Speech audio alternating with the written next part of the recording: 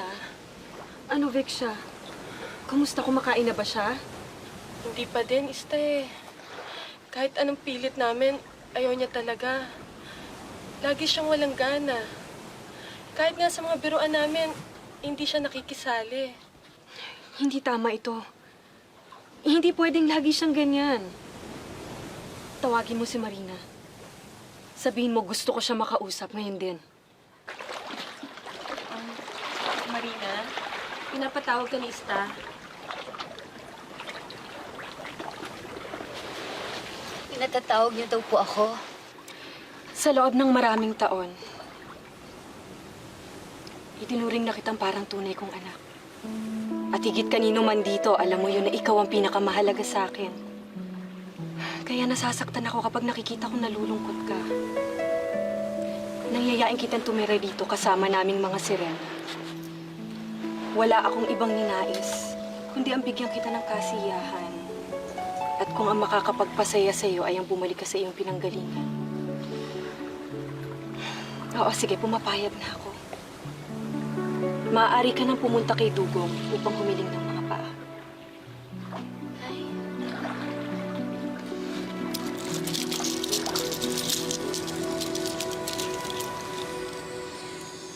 Ito ang ibigay mo kay Dugong. Kapalit na yung iyong mga paa. Sige na, tanggapin mo na, Marina. Nay, hindi ko matatanggap yan. Sa inyo yan. Alam kong mahalaga yan sa inyo. Marina, napakinabangan ko na ang kwintas na to sa loob ng maraming taon. Marapat lang na mapakinabangan mo rin. Ito ang ipambayad mo kay Dugong. Sinisiguro ko sa'yo, hindi niya to tatanggihan. Sige na, anak, tanggapin mo na.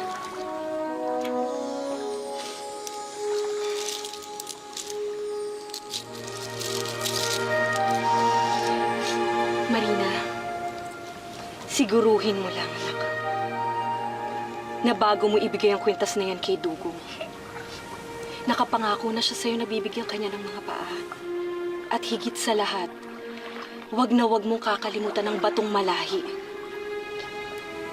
Kailangang makuha mo yon para sa kaligtasan ng iba pang mga sirena.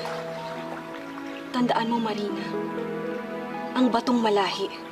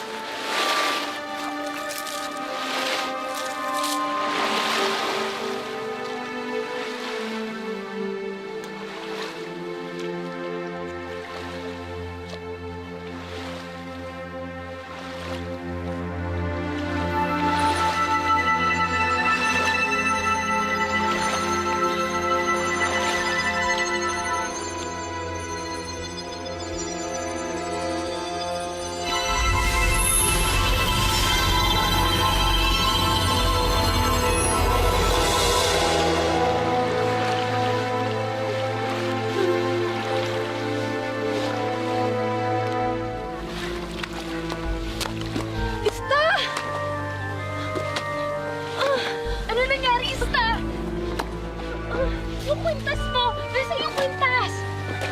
Ibinigay ko yun kay Marina para maging kapalit ng kanyang paa. Pero paano na tayo, Ista? Paano na natin malalabanan si Dugong kung wala yung kwintas sa atin? Huwag ka mag-alala. Ang batong malahi, yun ang magiging kapalit ng kwintas para manatili tayong ligtas kay Dugong.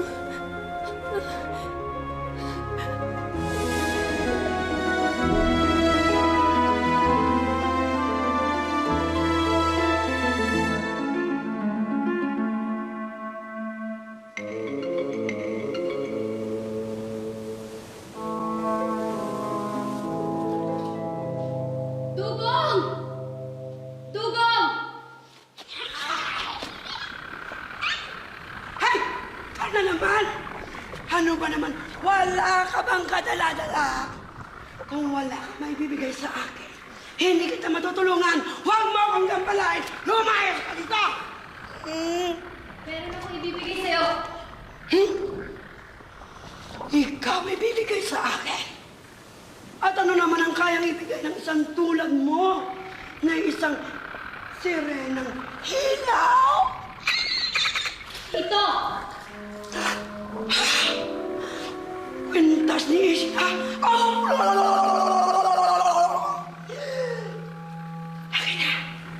Mapapasayo lang ang kwintas na ito kung bibigyan mo ako ng mga paa. At kung ibibigay mo sa akin ang batong malahi. Hindi! Hindi! Paalam ang katumbas ng kwintas. Kung walang batong malahi, walang kwintas.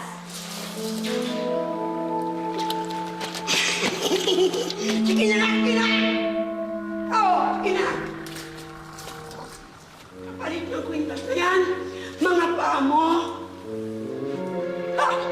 Itong batong malahi na to. Sige na, okay na, payag na ako. Akin ang kwintas. Akin na yung batong malahi. At gusto mo yung kwintas, bumaba ka dito. Akin na yung bato. Siyempre hindi kumawa ka niya, no? Okay. Kung gusto mo, ikaw, kumabang ka. Bumalik ka rito, kunin mo.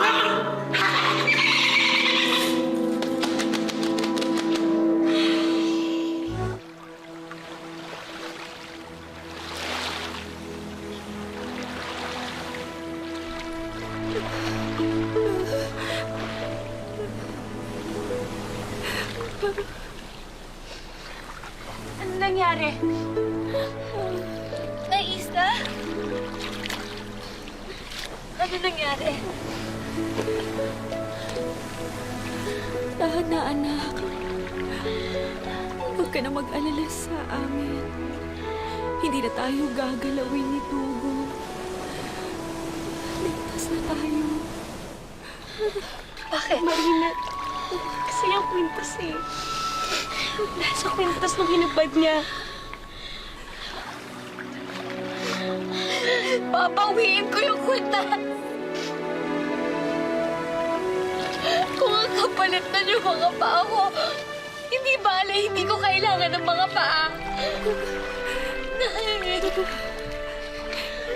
Tahan na, anak. Mahal na mahal kita. Patawarin niyo ko. Kung sana lang alam ko, hindi ko na nagawa to. Mahina naman na. Nagdesisyon na si Sta. Harapin mo na yung bagong buhay mo. Gusto niya maging masaya ka.